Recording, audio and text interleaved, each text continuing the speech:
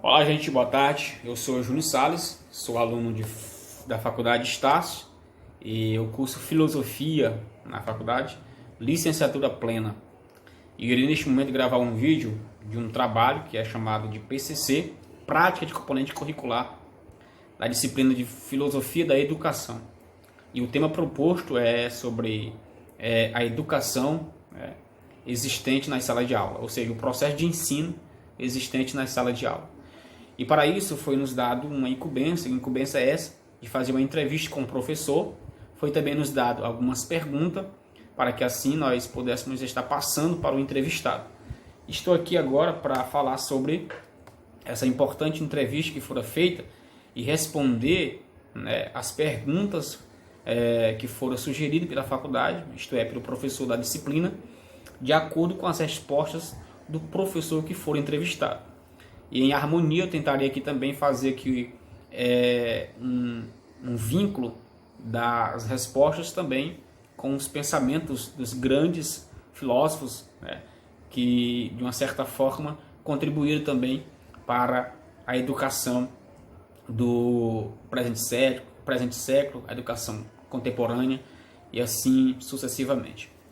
Então, a primeira pergunta que fora feita, de acordo com o que nos fora passada, o que é ensinar? O que é ensinar? Na perspectiva do professor que for entrevistado, ele disse: ensinar é a transmissão de um conhecimento já adquirido pelo mediador. É um processo contínuo que se caracteriza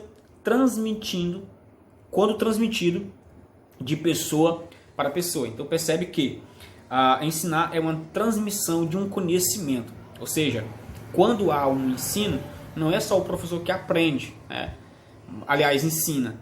Não é só o aluno que aprende, na verdade, mas sim também o professor que aprende nesse repasse de conhecimento. A segunda pergunta foi: como você escolhe seus procedimentos de ensino? Ou seja, qual é o seu método, Como é que ocorre o método de ensino na sala de aula?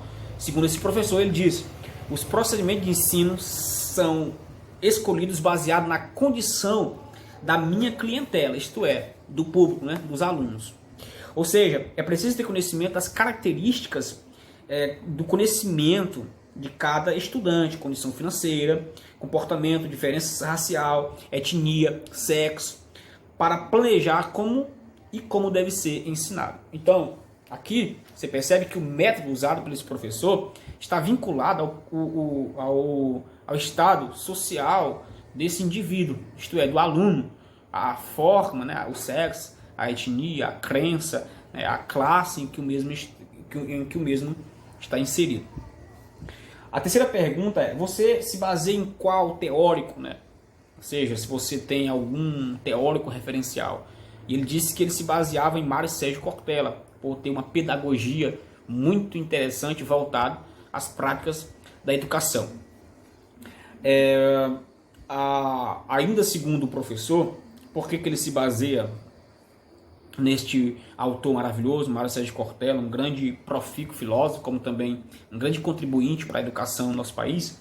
Ele diz que ele se baseia neste autor decorrente do ensino que o mesmo repassa, como uma instância livre e deve ser aplicado de uma forma dinâmica e constante.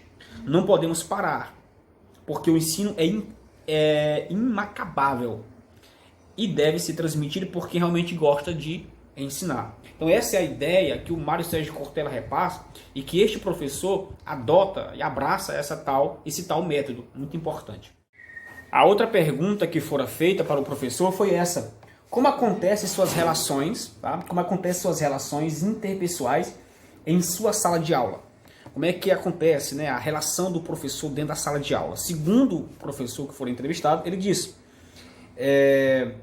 as minhas relações interpessoais acontecem consistentemente, pois o processo de ensino depende da boa relação com a clientela. Essa clientela que ele usa, essa linguagem que ele usa, é o estudante.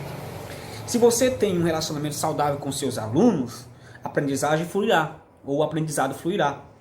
Caso contrário, alguns problemas passarão a atormentá-lo e, consequentemente, você não terá um bom mediador. Então, ou seja, a relação que ele tem com seus estudantes, né, com seu público, é de uma forma variada. Tá? Ele usa o processo, né, um processo de uma boa relação. Isto é, relação essa que está vinculada, né, ao relacionamento saudável. Relacionamento saudável que possibilita a harmonia entre o educador, né, e aquele que está sendo educado. A última pergunta é: como você trabalha os conflitos na sala de aula? É algo que a gente enfrenta muito, né? Os professores enfrentam muito essa questão de conflito, de problemas, como resolver tal problema. Olha só, agir diante de conflitos, segundo esse professor, que surgem em sala de aula é um obstáculo muito comum, mas a vantagem é que quando você tem uma boa relação com uma turma, se torna fácil de resolver. Tá? Esse é o primeiro ponto defendido por esse professor. O conflito é inevitável. O conflito ele é inevitável em uma sala de aula. Todo mundo sabe disso. Todos que ensinam, que estão engajados nesse árduo trabalho, acredita e sabe, convive com essa realidade que conflitos são inevitáveis.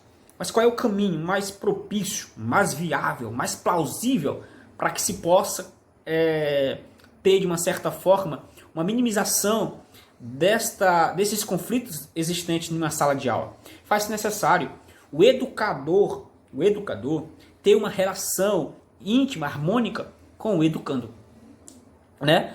Com o educado, na verdade. Então você percebe que essa questão é muito flexível. Segundo este autor, segundo este professor, ele diz que deve haver uma relação, tá? Uma relação saudável com este aluno que, de uma certa forma, está apto a causar conflitos numa sala de aula. Ainda segundo o professor, ele diz: é melhor ter sabedoria, respeitar a opinião de cada estudante, fazendo com que os mesmos respeitem uns aos outros, independentemente de qual seja a sua posição social. Faz-se necessário nós listarmos um ponto aqui também, porque existe uma multiformidade de conflitos, né? Às vezes existe um conflito entre o professor e o aluno, às vezes existe um conflito entre o professor, apenas entre o aluno e a própria disciplina do professor. Ele não parte para o âmbito pessoal, mas ataca a própria disciplina e não o professor. Acontece o conflito entre colegas. Então, segundo este professor, ele disse que deve haver o quê? Deve haver um respeito e deve haver um conhecimento do problema existente na sala de aula. Então, quando se tem esse conhecimento, fica mais melhor de se lidar com esses conflitos, porque isso é inevitável. Ainda segundo este professor, ele diz: então, a melhor saída para resolver os conflitos que forem surgir na sala de aula é construir, tá, sempre uma boa relação com seus alunos. Não fica a dica que a boa relação, conhecimento do seu aluno, a relação íntima com seu aluno, a harmonia entre ambos, faz-se necessário, porque este é um caminho viável, tá, para poder construir uma educação. Segundo alguns pensadores, como John, né? John, ele era um grande defensor do pragmatismo. Ele trouxe para a sociedade em que ele vivia uma educação que ela era baseada na contribuição, onde havia avanços em termos de preocupação com a realidade do aluno. Ou seja, que ficou limitado ao conhecimento da administração psicológica deste, não conseguindo desenvolvê-lo um projeto maior que garantisse a transformação da mesma. Então ele se preocupou muito com a realidade do aluno, esse autor. Mas com os problemas que ele enfrentara, ele não conseguiu desenvolver bem esse método. Para Derby, o processo educativo depende essencialmente da ligação da escola ao lar e à comunidade que o educando faz parte. Então você vê aí uma relação harmônica entre três pilares, ou entre três fatores. Primeiro, uma relação ou um processo. Esse processo educativo, segundo Day, na verdade, ele estava vinculado ao quê? Essencialmente à ligação da escola ao lar e à comunidade que o educando faz parte. Tá? Então o professor precisa conhecer a realidade de seu aluno. Precisa entender o que é ensinar, como resolver conflitos. Né? Tudo isso faz-se necessário. Ainda segundo alguns teóricos da educação, como Paulo Freire, como outros grandes pedagogos, como aqui que eu frisei, né? Anísio Teixeira, né?